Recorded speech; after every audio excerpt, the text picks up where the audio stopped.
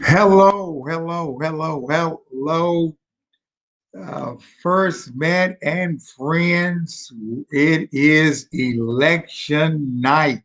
Gosh, I'm telling you, in Texas, we've set all kind of records for early voting, and then of course, we had some that chose to vote on today, and of course, this is the night that we get the returns in, and I hope you are interested in all the returns that of the races as are called down ballot races.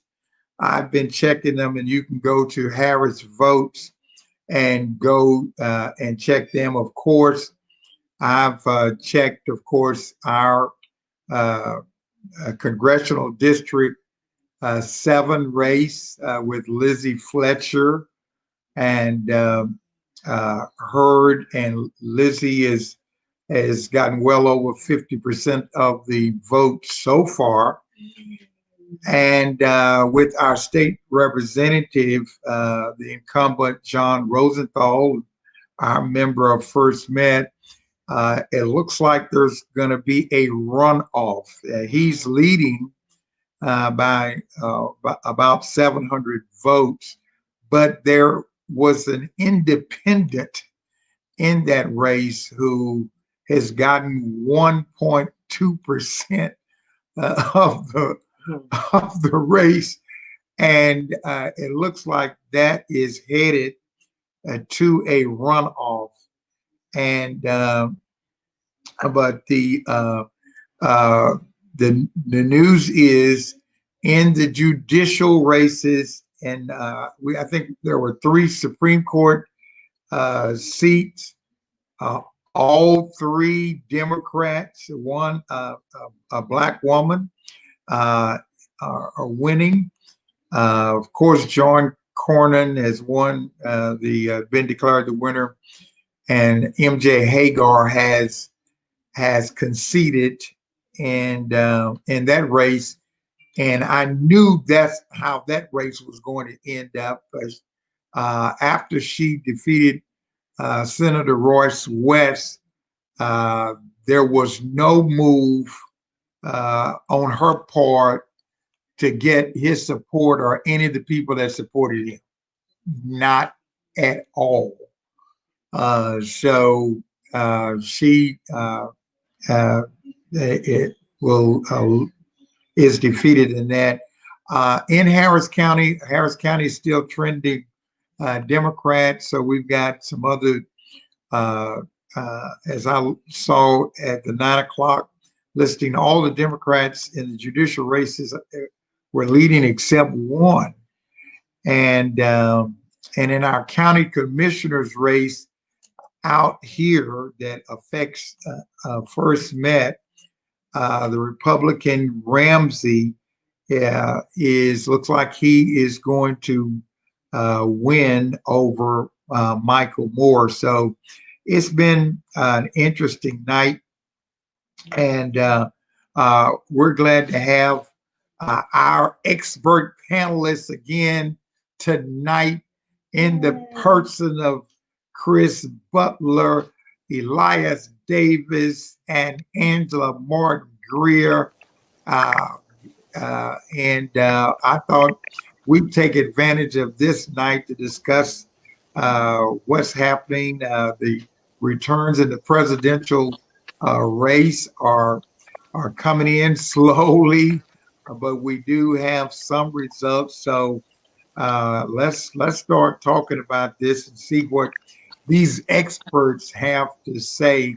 And by the way, uh, tell us, and those of you who are on watching tonight, would you put in the chat whether you voted early in early voting or if you voted today? And just put that in there. I'd like to get that information. You can type the word early, or today, or if you mailed in your ballot, put mailed, so we can see what Or drove in. A couple of them had drive-in. Remember? that still count as The early. mail. That's either early or Oh, okay. yeah. So, Chris, tell us what your impressions or feelings are so far as you are watching the returns. Angela's picture's not on there. So far, watching the returns, I mean, Pennsylvania is still up in the air. Texas was it's traditionally been a red state, and there were some predictions that it could turn purple. I think Harris County was all blue, but then you had some of the outlying counties and cities that may end up keeping Texas red. Predictions are that if uh, Joe Biden were to get Texas and Pennsylvania and possibly maybe Virginia, then he would get the necessary 270 electoral votes to become the next president. But I don't expect anything to be proclaimed tonight. I think it's going to be a long night. I think it's going to be whoever actually wins is going to contest the other votes. So it may be a couple more days before we actually find out who the true winner is. Mm. Okay. All righty. All right, Elias. Okay. I voted early, which I have been for the past probably last 5 or 6 years. Have voted early. So looking at the total well, the votes that are coming in, I think it's always good when you have a high participation. Now, I heard someone say it's like almost 65% participation this year, which I think is a good thing. So the more participants, those who vote and participate, I think it's always a good thing for that. It looks like looking at Florida and North Carolina, I'm seeing that a lot of Hispanics or Latinos seem to, not a lot, but a higher percentage than last election, have decided to go with President Trump and support him. And I think that's been a very impactful, had a lot of effect on what's going on in Florida. So Florida seems like it's going to go for President Trump, and North Carolina is sort of leaning that way too. But I guess we'll see here maybe in the next day or two. Texas has had a lot of participation. You know, we're at we had record number of votes this year, which is also is a good thing. In Harris County, like Chris had said, is pretty much all blue in Harris County, and Texas as a whole still our senators and the president still seem to be more leaning toward red and the Republicans. All right, Angela. Hello, everyone. I went ahead and voted early, I guess within the first week. And then as far as what I typically do, I typically try to vote early just because you never know what you're going to be doing as far as election day is concerned. And I'd like to be able to get that out of the way. As far as what I've seen thus far with the returns, it seems like the states that they were projecting for President Trump are going to President Trump. There are a couple of states that are too close to call. For instance, Texas, I think they've already called Florida, but North Carolina as well. So we'll just have to see how the night unfolds. I am excited to see that a lot of people have exercised their right to vote. That's very promising as far as seeing that people are participating in the process. So it should be a better representation of our country and how people feel about both candidates. Well, let me ask you this: your gut feeling right now, as you look at the early returns. I know it's early, but do you have just a gut feeling as to who is going to win, and why? Chris, get us started, I guess. Well, I don't have a gut feeling. I mean, my gut feeling 4 years ago told me that Hillary Clinton was going to win. And so I don't trust my gut feeling anymore. I mean, it shows you that you can get the popular vote, but you could still lose in the electoral college. So, um, I can't base any decision on gut or polls. It just depends on how people actually got out to vote today. And then once all the votes have been counted and probably recounted, as the loser will probably demand, then and only then will we actually know who the true winner is. Okay, Elias, do you have a gut feeling who's going to win? Yeah, I think that President Trump is going to pull out a victory. Whether it's going to be close or not, I can't say how that's going to end up.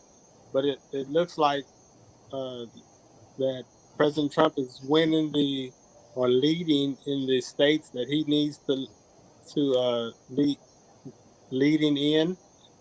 Really, I think it's going to come down to those 4 states, swing states like Pennsylvania, Michigan, Wisconsin, and in Minnesota. I think those are really those swing states that's going to make the difference. And I think that with the fracking and the oil and gas industry, I think that's playing a really big part in the decisions of people in Pennsylvania and Michigan when it comes to who they're supporting. Okay. All right, Andrew. Well, I kind of have to piggyback off of what Chris said. 4 years ago, I felt like Hillary Clinton was going to win. However, I figure because of the surge in mail-in votes, that's kind of going to give a different complexion to what election night's going to look like. And they've kind of tried to warn people that even though it may look like it's leaning one way, you still have a considerable amount of mail-in ballots that have not been factored in. So at this point, I'm cautiously saying that I believe Joe Biden's going to win because a lot of the polls and the pundits have stated that majority of the mail-in ballots seem to lean more Democratic. So those votes are not included, of course, in a lot of the tallies that we're seeing now. So we'll just have to wait and see. Right. Lady, what is your gut feel? Well, I think the polls so far have indicated exactly. They reflect our country. We're very divided, and it's secretive. You don't know what your neighbor's thinking. You may think that they're thinking this way, but when they go behind closed doors to vote, they vote a different way. So I think that we're going to see how this country really feels. And I think because it's so close, based upon, in spite of the corona, in spite of all the other things that we've gone through this year, it still says a lot about what this country really feels in their heart about certain issues. So I think that we're going to be seeing a lot is going to be revealed by the votes. But I'm still hoping for Biden because I think that a lot of the people voted early voting, and a lot of those votes have not been counted. In listening to the commentators, a lot of those places, they have to count the votes last a certain way. So I think there's a lot of people who voted early, voted by mail and so forth, that since it's so close, it could tilt either way. So, Well, Lady O, I want to make a correction on something Lady O said. You see that ticker down tonight, we discussed election returns without any endorsement. So you're not hoping for Biden. You just think he's going to win, right? Okay. I just want to make that correction. She's not hoping. She thinks he's going to win. yeah. Okay. Now, but Lady O did mention something which I want, and this is open. Y'all just jump in there. What do you think is the main issue of this election? Is it the coronavirus? Is it the economy? Is it racism? Is it immigrants? Is it foreign policy? Somebody get us started on that. What is the main issue? It's all of them. I mean, it's all of it. And if you look at the way that how the current administration has responded to the pandemic, starting out the year that it's going to go away. When the summer months come, the heat is going to kill it, that you shouldn't wear a mask. And then all of a sudden, yeah, it's been important to wear a mask. It's just been very unresponsive, and it's been just very, in my opinion, it's not how a true leader should respond to a pandemic. And then on the global setting, how there are certain countries who view America a different way under the current administration than they have under previous administrations. So we have economy issues, and even though one group may say that the economy is on the rise, that there's been more jobs under this president than the previous one, even though you can go back and look at the job creation and things that have started under the previous administration and carried over into the current administration. And then you also have to look at the racism that is actually coming to light in the country now. And when the current administration had the opportunity to denounce some of this, and instead of denouncing it, he's kind of encouraged it and gave a rally cry, to the Proud Boys and told them stand back, but stand down, but stand ready, or whatever he said. And so, and we've seen that, there's been videos of them getting ready. It's like a call to arms to them. So there's just so many issues that could have been addressed and could have been handled a different way than they actually have been handled. All right, who else? Well, to Chris's point, I believe that it is all of the issues, but to me, the most important one is the coronavirus. And I believe because of how the coronavirus has been perceived around the country, it has contributed to all the other issues. By no means am I saying the coronavirus, us having that to happen, was a good thing. But what it has done, it has unearthed a lot of these other issues that were just beneath the surface. As Chris stated, as far as the social or racial injustice, as far as the immigration issues, all of those things have been brought to light. So I would say that because of that, the coronavirus is the most important because it's killed nearly 250,000 Americans thus far, and our numbers continue to rise despite the measures that certain states are taking. The fact that we've chosen to take a more state level or local level approach to it versus that of other countries that have been more successful in containing it, that have taken more of a federal or countrywide approach. Until we get the pandemic under control, the economy is going to suffer because you have people that are not comfortable going to work, and then the mixed messages that we're receiving. Whether it's wear a mask, don't wear a mask, it's airborne, it's on surfaces, it's airborne for 15 minutes, it's not. We need some kind of consistency as far as what people are told and how best to approach it. The fact that Dr. Fauci is 1 minute lauded and the next minute discredited, again, makes it difficult. So I think those things were on the ballot as well. So the people who felt more like the coronavirus was an issue were voting one way versus people who thought more that the economy was an issue. But in reality, they're intermingled. You can't separate one from the other. All right, Elias. Yeah, I think to me, the main two issues was number one, the coronavirus. I think that really, in my opinion, helped Joe Biden to make it as close to it as it is, and then the economy with this V-shaped bounce back in the economy. I think that's what ultimately has helped President Trump out because yeah, the economy took a hit in the second quarter, but in the third quarter it has bounced back substantially. So I think ultimately America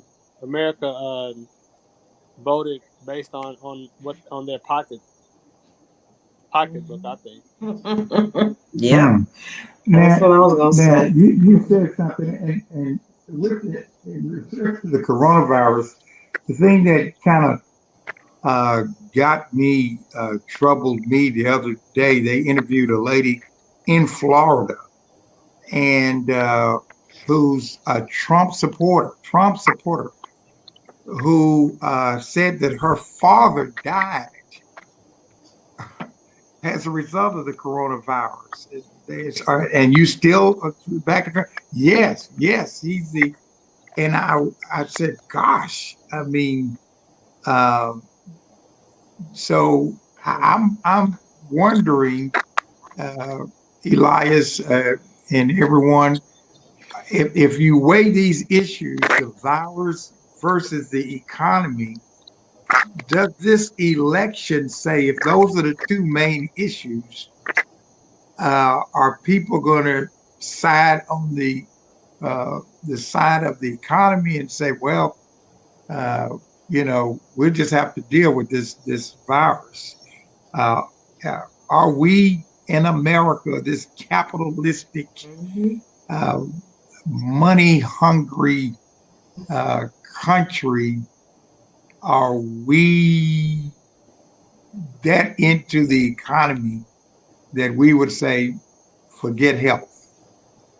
And Pastor, I believe we are. Oh, go ahead, Lady. I was just going to jump in there and just say that's what I was going to say. The ultimate thing I think that was on the agenda is money.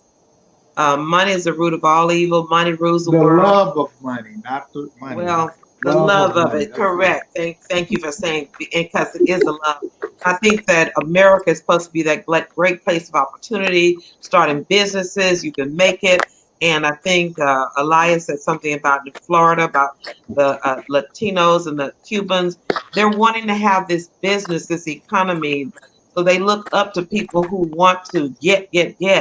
And the people who want to take care of people, they're looked at as weak.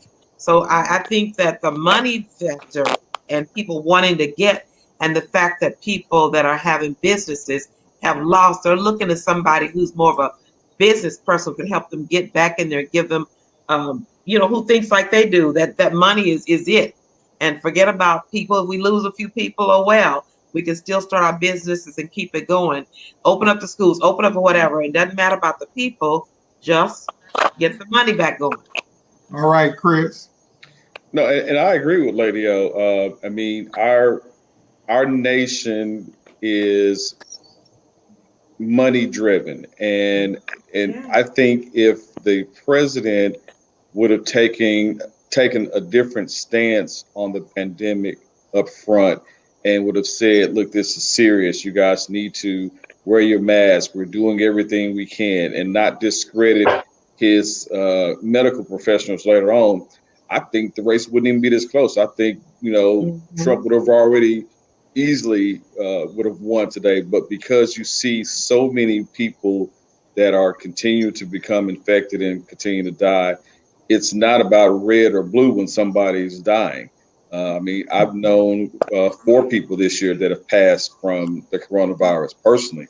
I've known about 3 or 4 others who have gotten sick and have recovered, but will still tell me that they don't feel the same that they did before. So if we would have taken the necessary precautions earlier and said we need to shut down things, we need to social distance, we need to wear masks, we need to make sure if you're sick to stay home. If our leaders would have said this earlier, I don't think we would have had the 200,000+ deaths. And I know we say it's like, well, that's only 3%. Well, it's not 3% when it's somebody that sits across the table from you, or it's your loved one that has died. That's so right. you can't just say it's just 3%. Yeah. Yeah. I agree, Chris. Because we are a capitalistic society, the focus is on making money. And as you have stated before, the previous administration had started us on the road to improve the economy. The other pieces that the current administration have implemented as far as deregulating a lot of the business practices, as far as the EPA and things of that nature, has caused business to surge.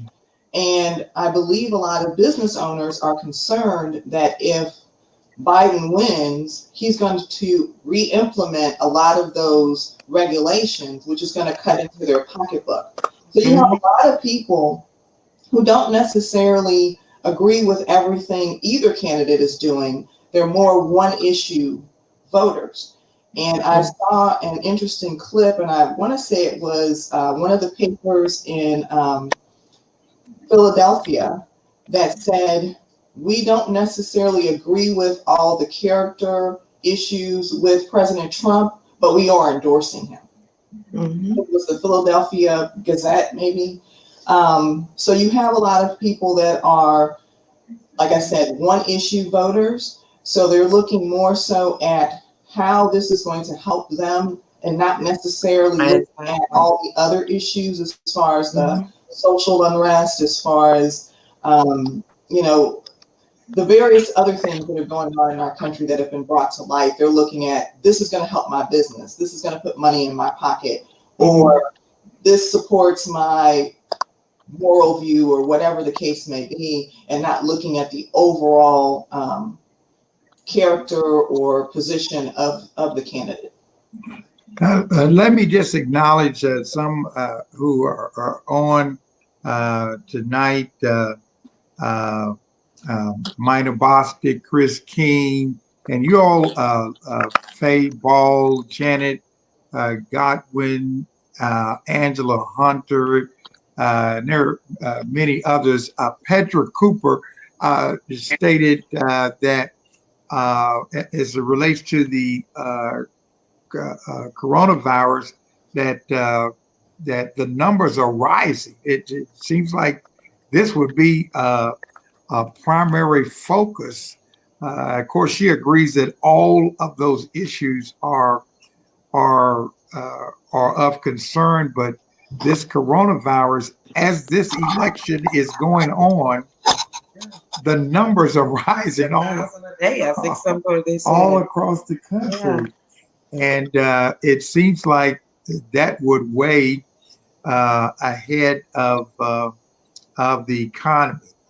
Well, let's look at something here. We are on this Facebook Live. As far as I can tell so far, all of us are Black. I think so.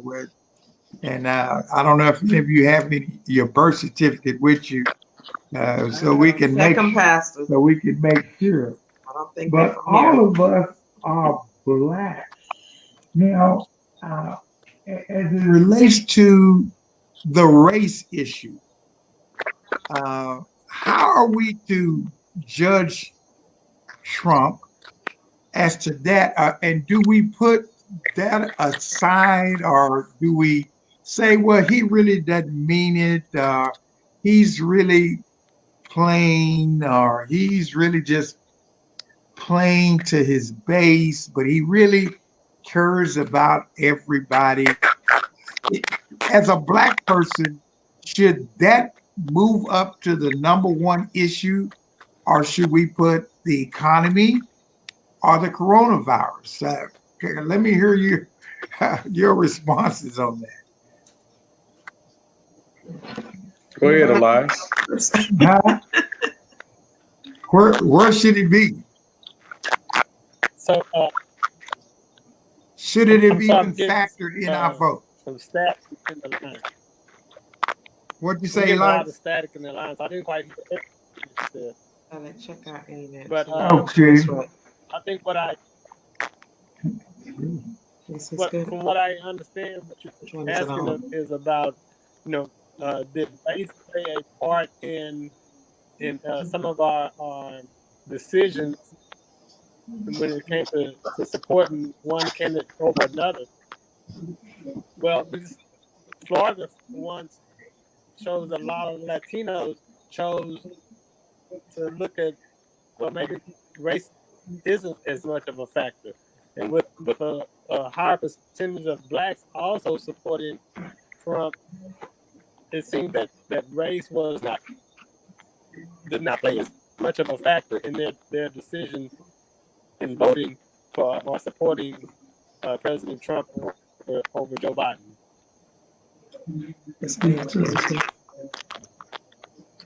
Is somebody else? Could you hear me? Can y'all hear us? Are we breaking up?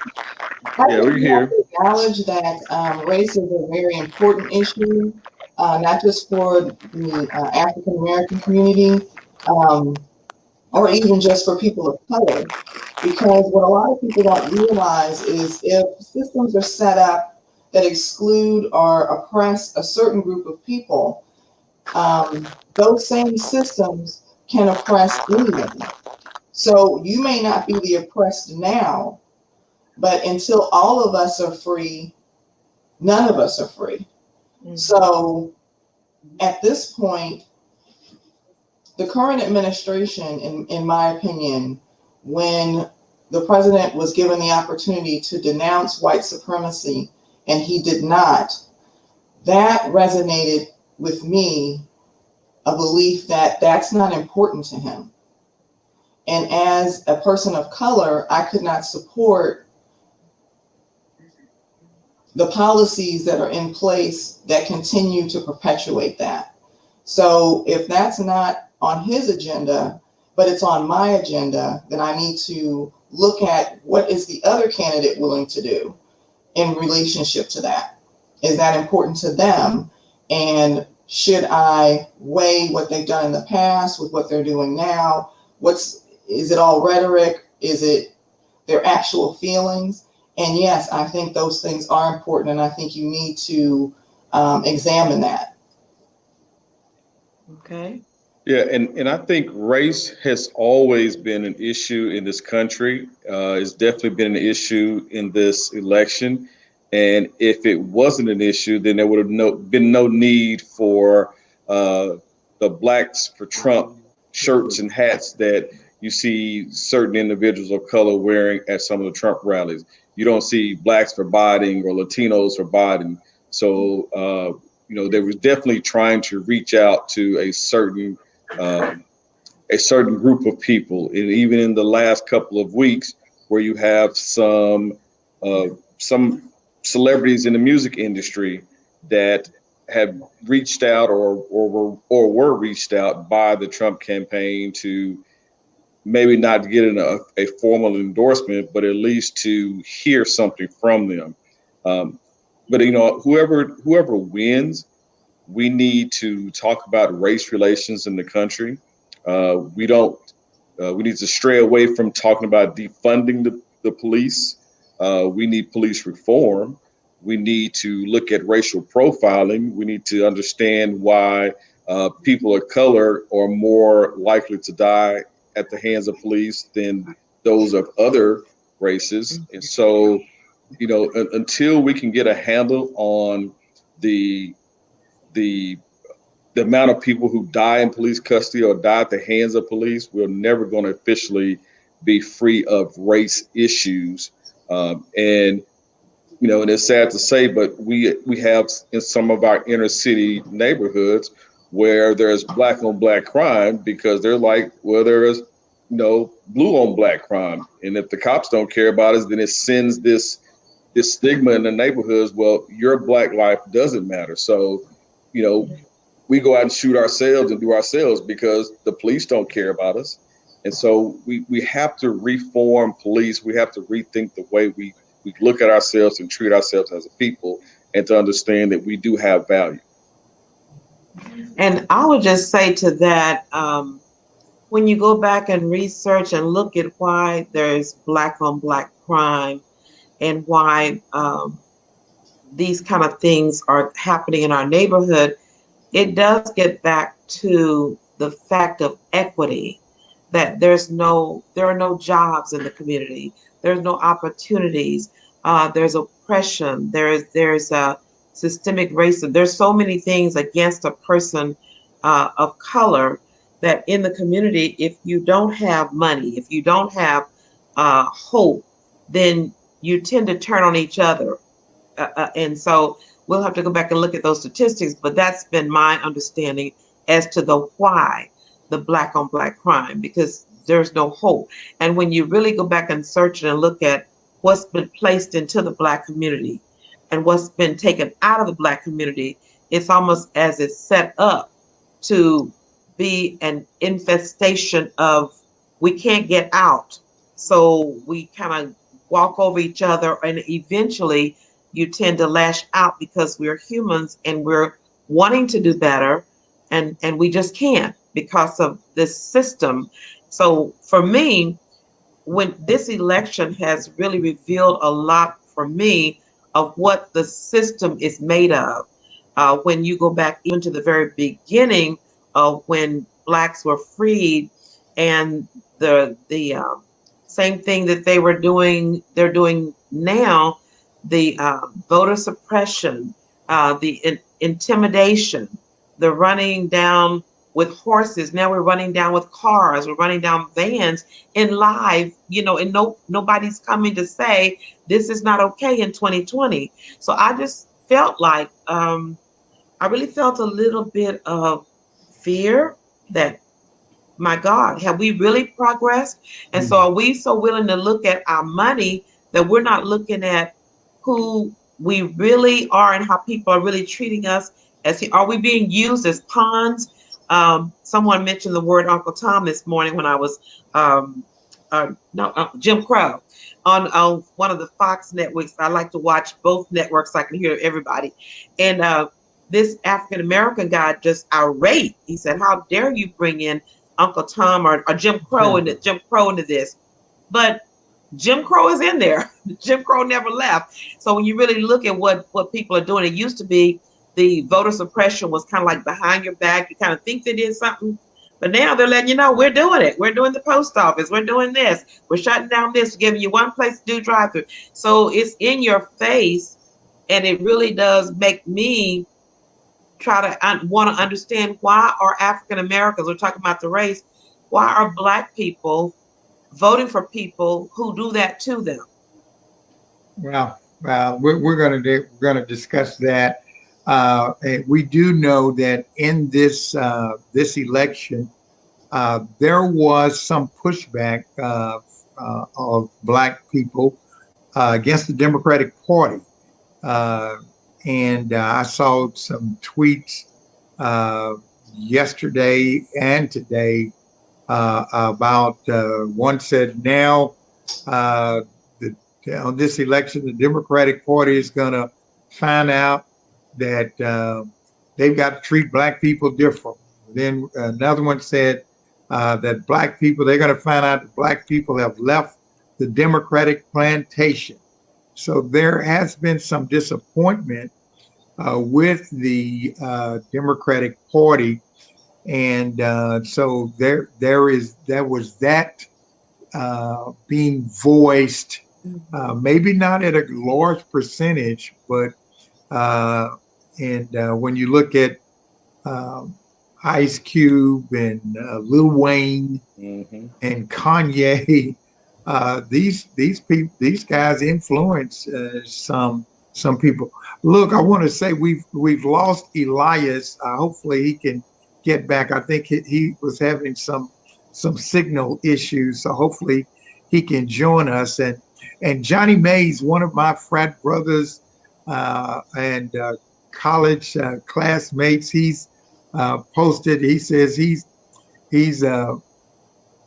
working out, but he's checking us out at this time, and he wants us to know he's praying for God's will to be done, and he thinks that we all should continue to stand up for injustice.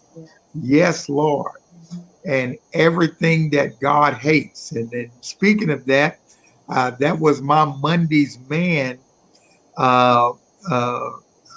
thought on last night, looking at Proverbs 6, verses 16 through 19, where the writer of the Proverbs, Solomon says, these 6 things the Lord hates, and seven are an abomination to him. And he went down that a proud look, a lying tongue, feet that run swift to evil, a false witness. I mean, you name it. And sow seeds of discord. So that was the last and one. Division. The sowing seeds of division, and we sure seem to find all of that in number 45. I mean, but there are Christian people who are voting for him, and there are black people are voting for him in spite of all that. Let me give you all the latest. It is now 10:11, and we said we do this for an hour. Right now, just MSNBC said the electoral count is 192 Biden and 114 Trump, and there are a number of states. I mean, they called out a number of states that are undecided. I think about 7 or 8, and some of them Biden is leading, and some, well, this one. That one says 2-0. This one now, the Associated Press has right now Biden 209 and Trump 118, but a number of states undecided. So it's going to be interesting how this thing turns out in the next few days with Michigan and with Wisconsin and with Pennsylvania and Arizona. And I even saw them, they're not even declaring Texas to Trump yet. And Florida, they're still saying Florida, they're not going to declare it yet, but the gap that Trump leads in Florida and Texas is substantial. The other states, everything is pretty close. So it looks like this thing could go either way. It looks like it could go either way. So what are your thoughts in that right now? The latest, Elias is back on with us. The electoral count is 209 for Biden and 118 for Trump. And you know it is 270 that is required to be declared president. What are your thoughts? Well, I have to say again, as you stated, there's so many states where they're too close to call. And again, we have a lot of mail-in ballots that have not been tabulated. So I'd say I still think as I stated before, that Biden will come out as the winner, but I don't think they're going to be able to declare anyone the winner tonight. Okay. And Petra Cooper is watching all the way from Illinois. So hope things go well in your state, Sister Cooper. That's Cheryl's sister, Cheryl Foley. That's my Yeah, sister. hope it goes well up there in Illinois. Okay, who else wants to comment? Yeah, I also feel that they're not gonna really be able to call anything tonight with Oh all no. the outstanding mail-in ballots and as close as everything is. Yeah, it probably will be a couple of days before they can definitively determine who's gonna win. So I knew that coming into tonight that there probably would not be a decision. So I'm after I get off this call, I'm gonna go to bed, and tomorrow I wake up and go to work like I normally do. Well, let's talk about that. And thank you, Janet, for posting that. We did see that those latest electoral college. Let's talk about that. Uh, how do you think the country's gonna fare if Biden wins? If Biden wins, uh, how do you think the country's going to fare? I I know that in our men's uh, Zoom we talked about all these threats of violence. Do you think that that's possible, or will we have a lot of litigation from the Trump team? What are your thoughts if Biden in a few days is declared the winner?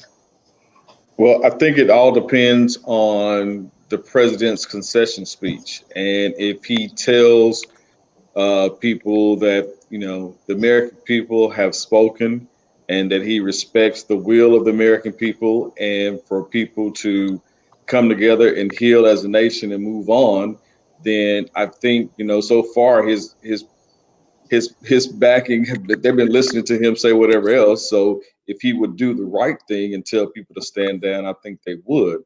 Now, do I really believe he'll do that? No. And so, unfortunately, since I don't think he will do that, I think things are going to be rough for a while. And I think there is going to still be some animosity from Trump supporters. And I think even the same. I think if Trump were to win, I think they're going to be more empowered to go out and flaunt it that they have won. So uh, I think really, if the president wants to leave a legacy, and if he loses, win or lose, I think if he really wants to correct his legacy, he would try to bring the country together and tell people to stand down. Um, However, I just don't feel that that's something that he will do. What do you think, Eli? Well, if it's close, then yeah, there's gonna be some litigation. I believe that, because you contest in every vote. So yeah, if it's close, there will be some. But if the margins are to a point where it's more, if the margin is so much greater that than those votes that are being contested, then there's no reason to contest those votes. And I feel that if in fact he was to not win, he would concede, and he would move on with his life. So I don't see an issue with that, and I feel that most conservatives, most of them, they getting up and going to do the same thing that most of them are going to do the same thing that I'm going to do: get up and go to work, regardless of who is is considered to be the president. So, as far as Trump winning, I mean, Biden win, I don't see there being this uproar of violence from people on the right. Mhm. So, but Mhm. but if Trump wins, yeah, that's the question. Will there be any violence on the left? So I don't know. Mm. All right, Angela? Angela, what do you think? What happens if Biden wins? Well, I think that if Biden wins, you're going to have more people that don't necessarily agree with it. They're going to want to have it challenged. And as Elias said, if the count is close, then yes, you're going to have the those votes to be contested and recounted. However, if the votes are not close and there is a large margin, then I think it's going to be one where people are more likely to accept what the results are. I do agree, though, with what Chris said as far as if Trump loses, I think the Biden people will not be as, I guess, in your face with it. But I do think that if Trump wins, you're going to have more empowerment of the Trump supporters. So it just really depends on how the candidate that wins reacts to winning. If they use that as an opportunity to be divisive or to unite the country. All right. Let me give you the update. Oh, go ahead. I wanted to just make a Mhm. comment on that too Okay. before we moved on, because I hope you guys are right. But I really feel that when someone tells you who they are, you believe them. Trump has already said what he's going to do if he loses. And he said he's not going to stand down. He's not going to concede. He's going to um, stoke his base and stoke the racism. And there are people who are already geared up, whether their trucks are decorated with Trump flags and rebel flags. And we know that the gun population has increased. So I don't think it's just for safety of my home that they're buying these guns and being it's an emotional thing. This is the most emotional election we've ever had, and people are not an emotion of loving, they're an emotion of anger and hate and fear, and emboldened to be able to do and say whatever they want to say. I mean, I think we forget too quick, but when I look at them racing down that bus, I mean, that's just like a little appetizer of what they feel like they can do. And we've had a couple of people say that sometimes the police officers are turning the other way and saying, "I didn't see anything," or "I don't know what's going on." So I think that, and I'm praying. That's why our church has been praying this 36 hours. I think we've got to pray regardless, because if Trump wins, they are going to feel emboldened that they can do whatever they and take their country back again and take it back to the old days where they can do any and everything they please. And I think that that's going to be an issue. And I think they're going to taunt it, and they're going to put it in the people's faces. They're going to hold grudges, and they're going to get back. And it's not going to be a good place for America for a while. I don't know. And if Trump does come around, maybe it will be. But I think that um, it's not going to be a good place, especially for African American and people of color in this country, because underlying this whole thing is the issue of race and of not liking certain people and feeling that we're more supreme.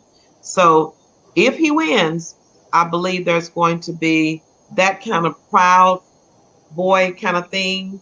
And if he loses, there's going to be that kind of proud boy kind of thing that we're going to fight. When we were in high school, we used to say, if we lose the game, we're going to win the fight. Now, so our buses, the drill team bus would take off fast because we knew what that meant. That if our team lost, our the people in the stands were going to fight the other people. So anyway, I just let's just pray and hope and pray that everybody does the right thing. They say they're Christian. They say they believe in God. Let's pray that they act God-like, and we know that we're going to act God-like, and then I love on people, and hopefully that's the way it'll go. All right. And if I can interject one more thing, Pastor, with what Elias said as far as the conservatives, all conservatives aren't going to act like that. The vast majority of conservatives aren't going to act like that. It's just a few people that are going to, or possibly could behave poorly. So I just want to make that clarification, because just as we don't want people to assume that all That's true. Black people or all the protesters are the ones that are looting and rioting, we need to also bear in mind that everyone that supports and votes for Trump isn't necessarily going to behave poorly or has been behaving poorly. That's correct. That's a very good point. All The right. majority of them won't. You're right. Okay, we could just do that. Okay. I want to give you the latest. We're about 5 minutes, and then we're going to get on out of here. Elias said he needs to get some sleep so he can get up in the morning and go to work, and to do that good old American thing. Looks like State Representative Rosenthal is going to definitely be in a runoff. He has 49.31% of the vote, and his opponent 48.62, and that Libertarian candidate 2.08. So we're headed to a runoff. This is the latest returns posted by Chris Hollins, and we should thank God for Chris Hollins, Yes. our Harris County clerk. He and County Judge Hidalgo got together, and they made sure that Harris County was going to be a county that really supported people voting. The county put in $30 million to help make sure that we had some free and fair elections, and Harris County has really trended Democratic. Lizzie Fletcher has 51.21% of the vote, and Wesley Hunt 47.20%. And then there's that Libertarian candidate, thank God, not requiring a runoff in District 7. Of course, all those notables that we know tonight: Al Green, our stalwart and community champion Sheila Jackson Lee, they won. Sylvia Garcia won. All of those won without any need for any runoff. So it's been a good night, you all.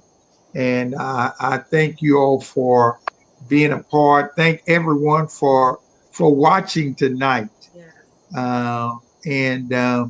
And we hope, as we've been praying, and I think our prayer ministry, Yes. Lady O, mentioned it. You talking about some praying for these 36 hours leading up to 7 o'clock today. There was some prayer. Oh, yes. Straight 36 hours. And I told them, I said, I don't expect any of you all to be on tonight. Y'all will be asleep. Y'all won't be on this Facebook. You all will be asleep. So I want to thank you all again for getting on tonight. I think it was a very good discussion, and we'll see what God is going to do with this thing. My last meditation that I posted up on our website was no matter what. No matter what.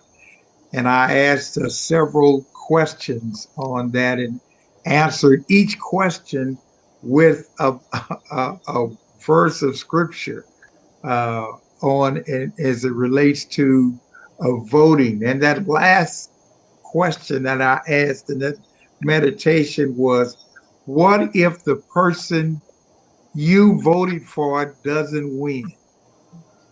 And I quoted Romans 8 and 28, for we know that all things work together for the good to those who love the Lord, who are called according to his purpose. So no matter who wins, God is still on the throne, and we'll still love him and serve him. So God bless you. Thank you for being on. Chris Butler, Elias Davis, Angela Martin Greer, Lady O, our experts. God bless you. And we'll see what tomorrow holds. Peace All right. and love. Good night. Thank you, Good Johnny. night. And Johnny.